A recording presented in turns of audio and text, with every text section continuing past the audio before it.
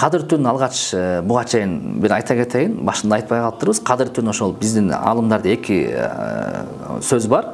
Пайгамбардын хадисине келген. Биринчиси 26-сына 27-ине караган түн. Бул да хадисте келет. Экинчиси пайгамбарыбыз ошол мага белгисиз болуп калды. Акыркы 10 күндүн так күндөрүн издегиле 21, 23, 25, 27, 29 деп. Демек экөө тең. Биздин жалпы Кыргызстанга ошол 26-на 27-ине караган түн айтылат. Ал эми кимде ким так санда издесе, ошол түндөрү издей берсе жакшы болот деп айтылабыз. Эми ошол кадыр түндө эмне амалдарды, кайсы иштерди кылыш керек десе, пайгамбарыбызга келинчеги Айшени сураган экен да, Аллахтын элчиси ошол кадыр түндө мен эмне дуа кылсам болот, кандай бата кылсам болот дегенде пайгамбарыбыз ушундай деп бата кыл деген экен. Аллахумма иннака афуун каримун тухиббул афа фа'фу анни дейт. Муну кыргызча маанисин айтып койсо болот. Ал дегенин мааниси о жараткан Алла Таала дейт.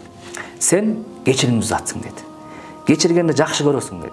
Демек мени кечиргениң. Ушул жашоодо, ушул турмушта мен канча кемчилик кетирген болсом, ката кемчилик күнөө кылган болсом, мени кечиргениң деп ушул кадыр түндө кечирим сура дейт да.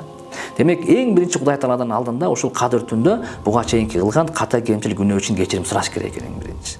Демек кечирим сурап сен тазалануу максатта тазалангандан кийин эми ошол боштук тазанын үстүнө дагы бир жакшы нерсени кош керек болот. Эң экинчиси ошо бекем ыйман. Кудай Таала мага бекем ыйман бергениң, Кудайдын алдында сен алдыңа өмүрүм өткөнчө жакшы иштер кылганга насип кылгының деп өзүң үчүн бекем ыйман сура дейт. Анан үчүнчүсү ошол кылып аткан иштериң үчүн жакшы береке сура дейт.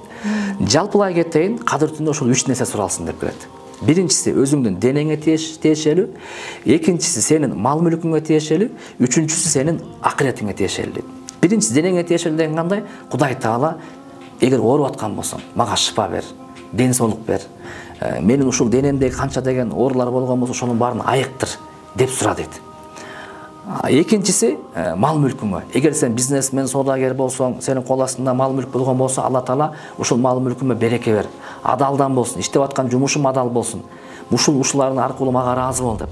Үчүнчүсү акыреттиң үчүн. Кудай Таала мен ушул кадыр түндө, ошо розодо тапкан соопторум кыямат күнү сени ыраазы болушуга, мени кечиргениң деп ушул 3 тармакта өзүң үчүн сура, үй бүлөң үчүн, бала чакыраң үчүн, ата энең үчүн жана алыстагы туугандарың үчүн дагы сура дейт. Мына ушул 3 нерсени тегерегине сураш керек болот. Анан дагы бирөө келип туруп мени дагы сурай турган бул маселем бар эле, тиги маселе болсо, ал чек жок, сурай бер, каалаганын сура. Кудайдын казынасы бир тар эмес, чек эмес, сен үчүн бир чектелип гана тигиндей протокол жок, сен үчүн кең баардыгын сурай бер деген сөз. Эч кимге жетпей калат деген нерсе жок. Ар бир адамга жетет, канчалык көп сурасаң, ошончолук көп берет дегендей. Сурап атып ушундай тилиң чанчап калган болсун, фантазияң түгөнүп калган болсун, ошонун баарын сурай бер деп айтып беребиз.